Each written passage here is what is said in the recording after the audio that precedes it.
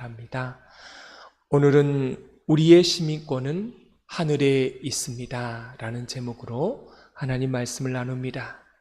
오늘 말씀은 우리 기독교가 도대체 무엇을 추구하며 살아야 되는지, 신앙은 무엇을 소망하며 살아가야 되는지 분명하게 나와 있습니다.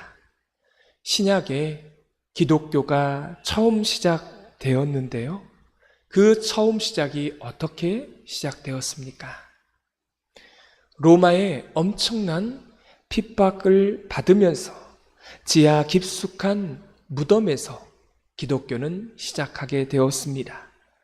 그들은 신앙을 지키기 위해서 300년 동안 그 불편한 지하 동굴에서 살았습니다. 300년이니까 엄청난 세월입니다. 그 무덤 밑에 지하에 땅굴을 파서, 굴을 파서 그곳에서 300년 동안 신앙을 지키며 살았습니다. 그 석회암 동굴에 들어가 보면 이런 글귀가 적혀 있다라고 합니다. 우리는 언제쯤 이 굴에서 나갈 수 있을까? 여러분, 이게 기독교였습니다. 기독교는 처음에 무덤의 종교였습니다. 이 묘지가, 이 카타콤이 그 다음에 수도원으로 올라오게 되죠. 그 무덤 한가운데에 수도원이 세워진 것입니다. 이게 본래 기독교예요. 이것이 유럽의 기독교가 되었을 때 유럽의 교회를 가보신 분은 있을지 모르겠지만 유럽의 교회에 가보면 교회 밑바닥에 지하에 무덤이 있습니다. 반드시 교회 지하에는 무덤들이 있어요. 사도들은 다 교회 그 밑바닥 무덤에 묻혀 있습니다.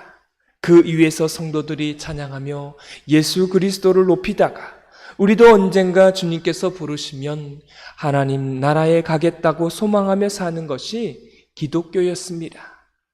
근데 이런 기독교가 한국에 와서요, 타락하게 됩니다. 어떻게요? 불교와 유교의 영향을 받으면서 교회는 무덤과 점점 멀어지기 시작했습니다.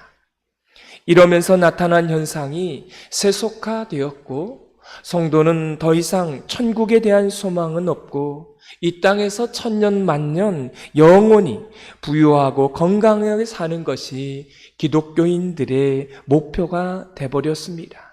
이렇게 되는 순간에 기독교는 타락하고 힘을 잃어버렸습니다.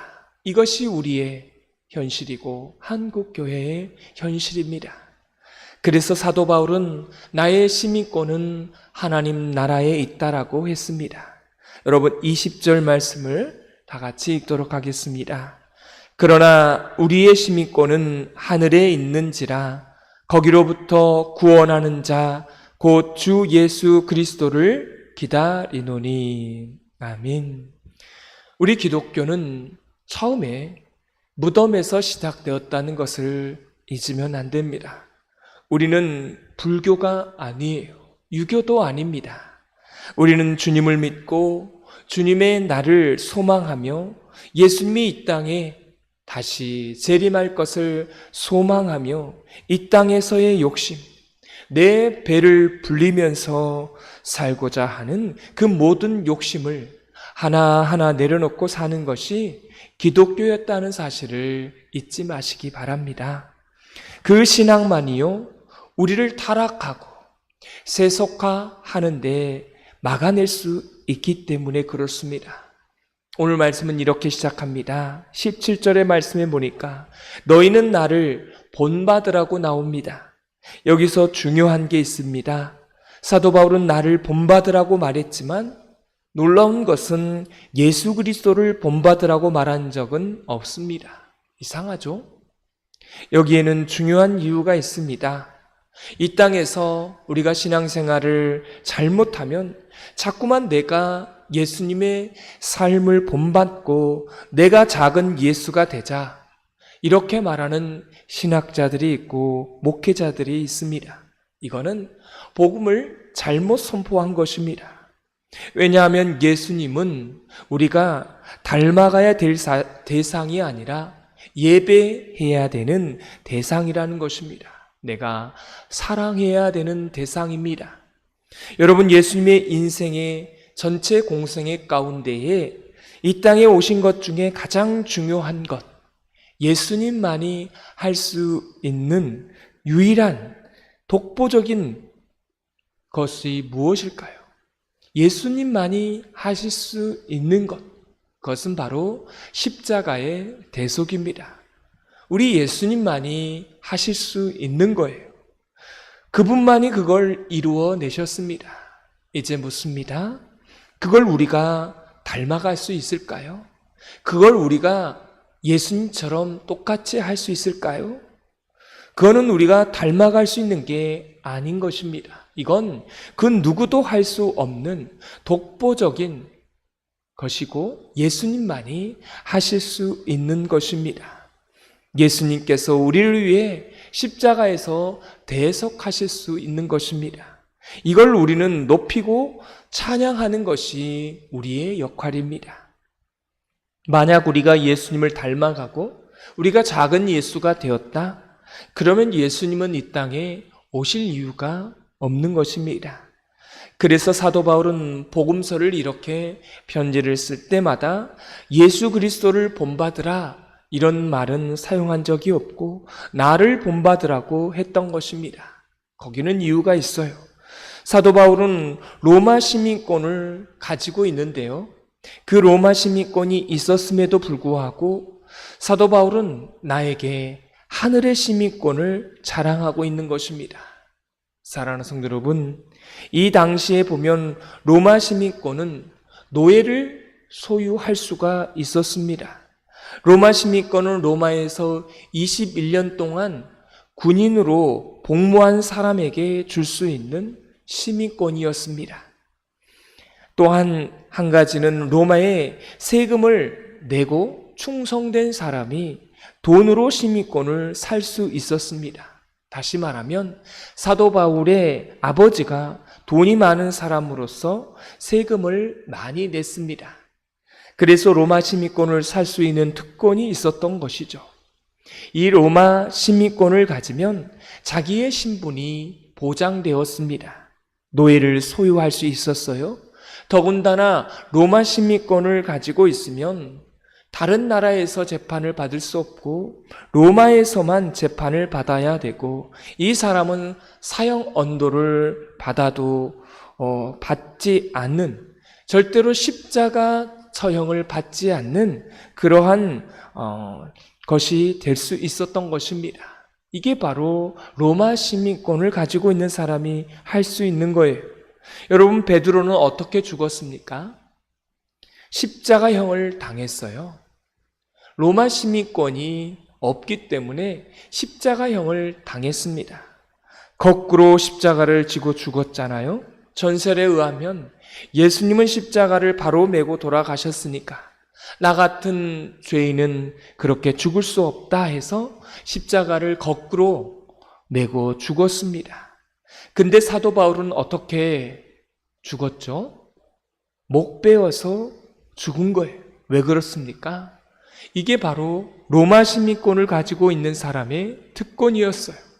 어차피 죽는데 고통 없이 죽는 게 바로 목베임을 당하며 죽는 것입니다. 바로 이런 로마 시민권을 가지고 있는 사도 바울은 매 순간마다 자기의 로마 시민권을 자랑할 수가 있었습니다. 얼마나 대단한 것입니까? 근데 사도 바울은 그 로마 시민권을 자랑하지 않고 하늘의 시민권을 자랑했다는 사실입니다. 이거를 본받으라는 것입니다.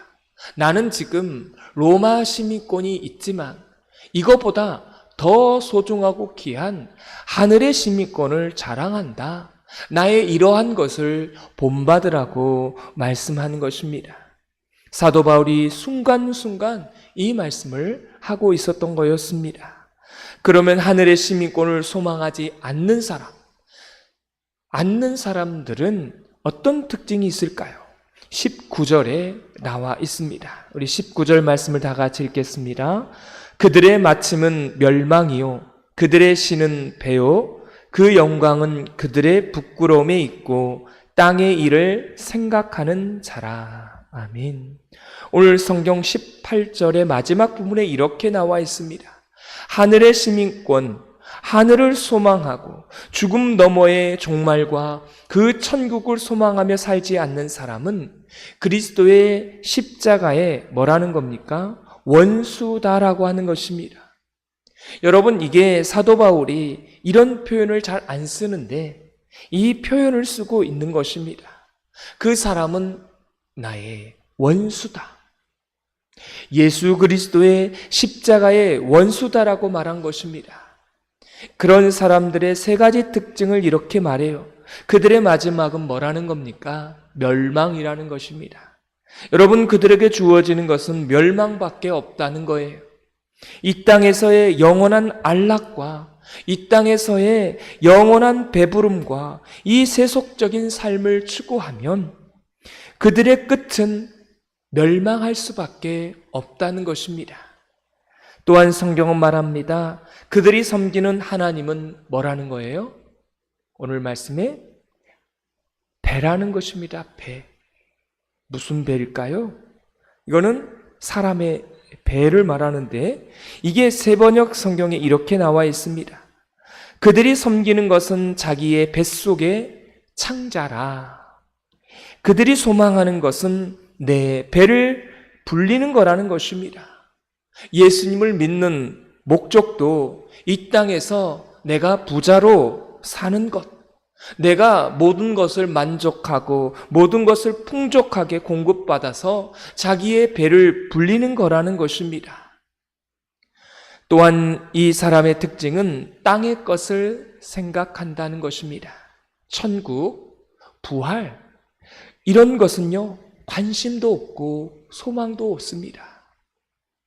내 시민권은 하늘에 있다, 이렇게 말하지 않는 사람, 이렇게 생각하지 않는 사람은 이렇게 땅의 것을 생각한다는 거예요. 부활이나 이러한 천국은 관심이 없어요. 그리고 내가 죽을 것이다, 이렇게 상상하며 살지 않는다는 것입니다. 분명히 우리는 죽는데 죽는다는 생각을 전혀 안 해요.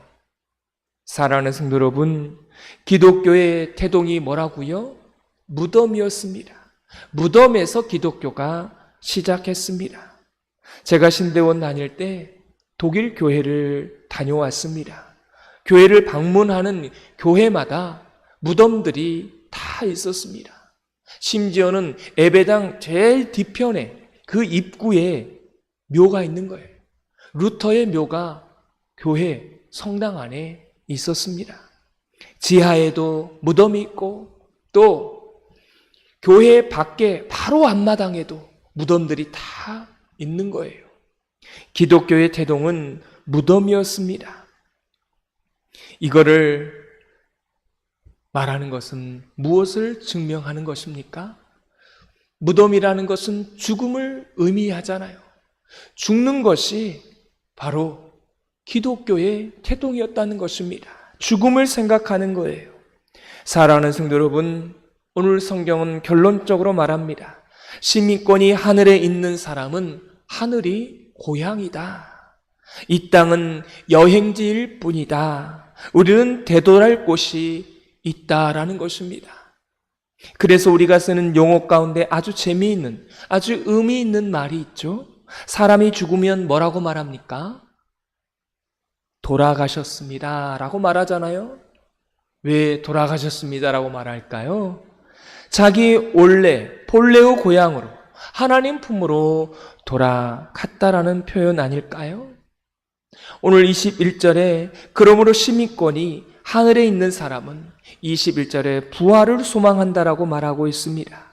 부활은 영생이고 천국을 의미하는 것 아니겠습니까? 우리 21절을 다 같이 읽겠습니다.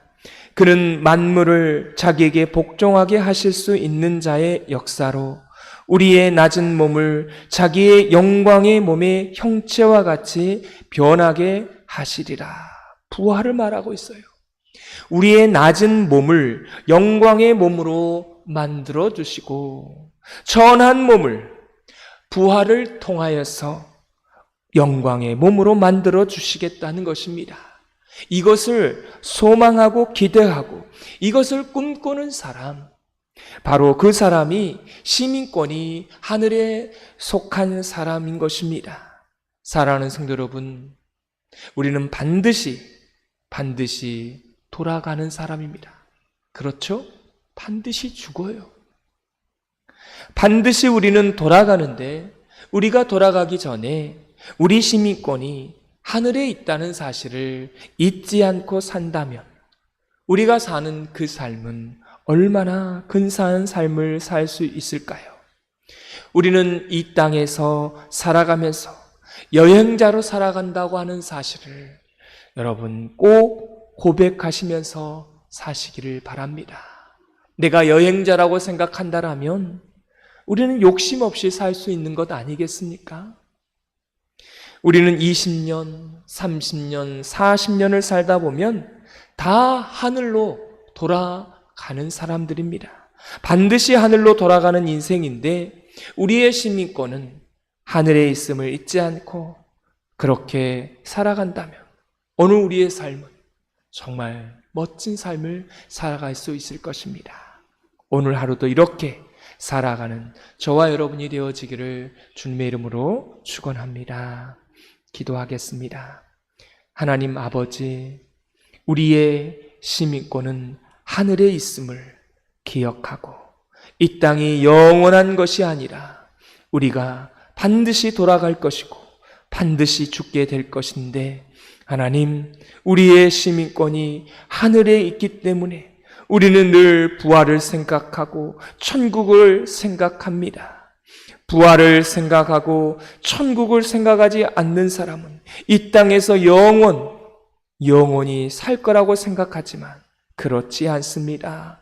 이 땅은 멸망이고 이 땅은 영원하지 않습니다. 하나님, 우리는 반드시 돌아가는데 이 땅이 영원한 것이 아닌 본래의 고향으로 돌아가는 것을 늘 기억하면서 오늘 하루를 그렇게 살아갈 수 있도록 오늘 하루를 하늘에 시민권이 있음을 늘 기억하면서 살아가는 저희 모두가 되게 하여 주옵소서. 예수님의 이름으로 기도드리옵나이다. 아멘.